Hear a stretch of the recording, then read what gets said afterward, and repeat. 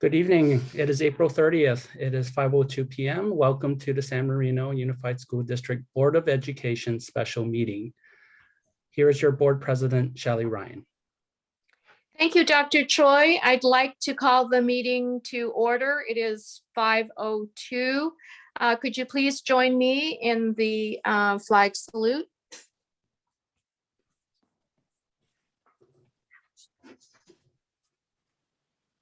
All right. I pledge allegiance to the flag of the United States of America and to the republic for which it stands, one nation, under God, indivisible, with liberty and justice for all. Thank you. All right. So Stephen, can you pull up the agenda? It is up. Hopefully you can see that.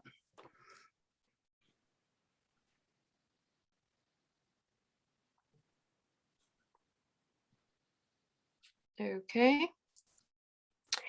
So the, hang on a minute. I'd like to have approval of the agenda. This is an action item. This is Jane. I approve the agenda for tonight's meeting. Thank you, Jane. Second. Thank you, Ms. Chong, and thank you, Mr. Barbary. If there's no further discussion, I'd like to do roll call and approval of the agenda. Ms. Chong? Aye. Ms. Chanlin?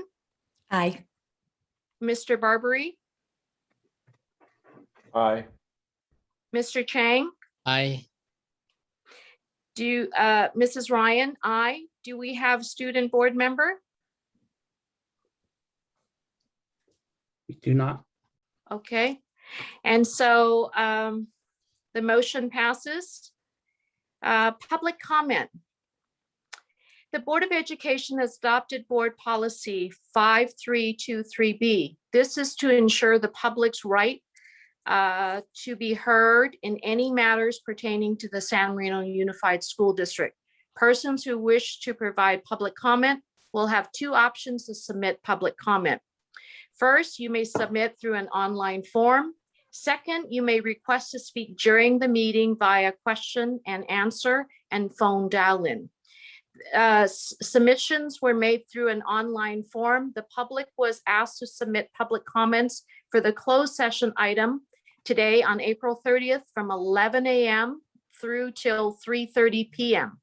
The comments received during this time will not be read during the meeting, but will be provided to the Board of Education.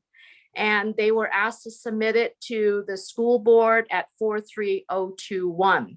Public comments through the question and answer during the meeting, there will be opportunities for the public to comment, and it's offered before the closed session for items on the agenda. The Board of Education reserves the right to add a public comment period prior to any individual item on the agenda.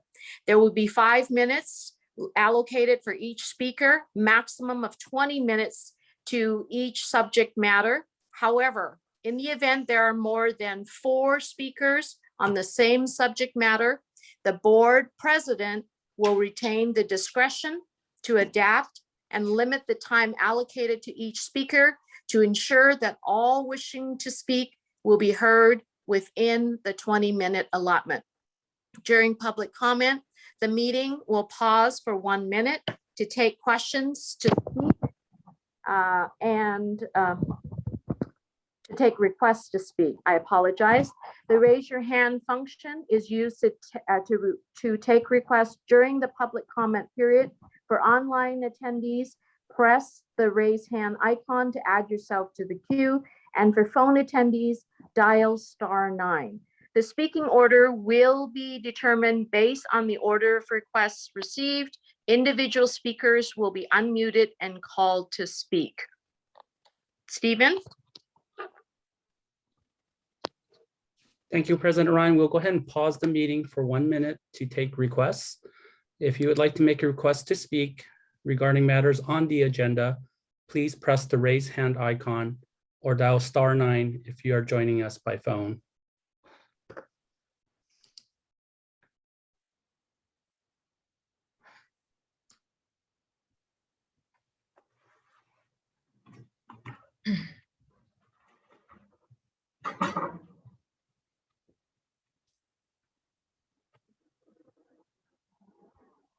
We have 30 seconds remaining. If you would like to make a request to speak regarding matters on the agenda, please press the raise hand icon or dial *9.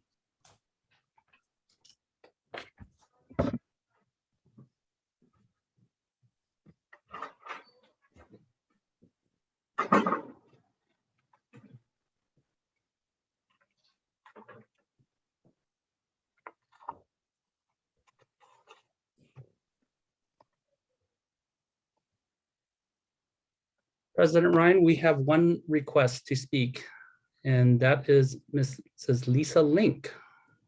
Lisa Link, your line is now open. Thank you to Board President, Mrs. Ryan, and to the board.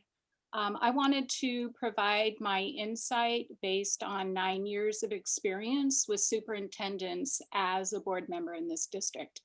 I was the board president who was responsible for conducting the last superintendent search, and I was board president during the first year of 2 brand new superintendents and 1 interim superintendent.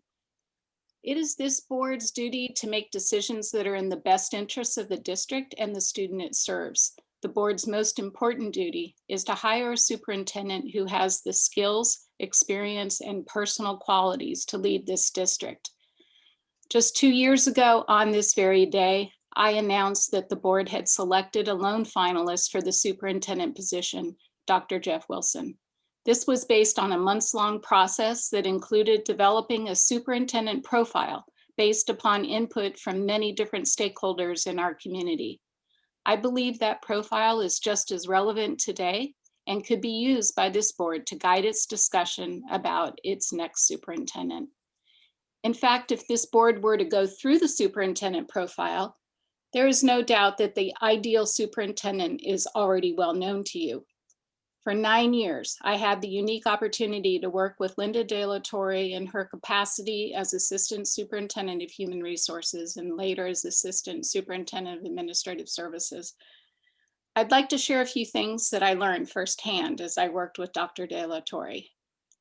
First, she has over 30 years of experience with this very school district. She knows and understands the students, employees, parents, and members of this community. If you hire her, you will not have to go through the typical year-long onboarding and transition process. Dr. De La Torre has demonstrated her commitment and loyalty to this district and the San Marino community as she has been here and stayed here through good times and bad. Dr. De La Torre has intimate knowledge of all aspects of running this district. She has held leadership positions in the areas of school finance, budget management, and human resources. And actually, to help address the district's structural deficit, she agreed to take on all of those duties without extra pay. She has supervised educational services employees, and she has spent a lot of time on our campuses. She was the second in command during prior superintendent's absences and has been the point person on many different occasions. And throughout my time on the board, I was continually impressed by Dr. De La Torre's can-do and collaborative approach, her professionalism, communication skills, and especially her amazing work ethic. I believe that it would be a huge mistake for this board to let Dr. De La Torre slip through your hands. She has an excellent reputation throughout the Southern California educational community, and if you don't hire her as superintendent, I'm sure that another school district will try. This district could lose out on not only a uniquely qualified employee, but also be left spending months and lots of money looking for individuals for potentially 3 positions. So you would have to hire a new superintendent, hopefully before school starts, and months after other school districts have already grabbed other qualified candidates. And you'd possibly have to look for 2 other people to serve who are qualified to serve as the head of human resources and someone as the head of business services, as Dr. De La Torre has been performing these 2 full-time jobs. Well, I just want to end by thanking you all for your service to this community and for taking on this very important responsibility. Mrs. Ryan, Mr. Chang, and Mr. Barbary, you have all gone through this process before, some of you more times than others, and you certainly know more than you ever wanted to. But I hope that your wisdom, your experience, and your knowledge about what makes a qualified superintendent will help guide the board towards making the right decision for this school district. Thank you. Thank you. Thank you. And that concludes our public comments. All right, so we are now adjourning to closed session. So Stephen, do we go to the new number and you open up, or you make me host? Yes, that is correct. Thank you. Thank you.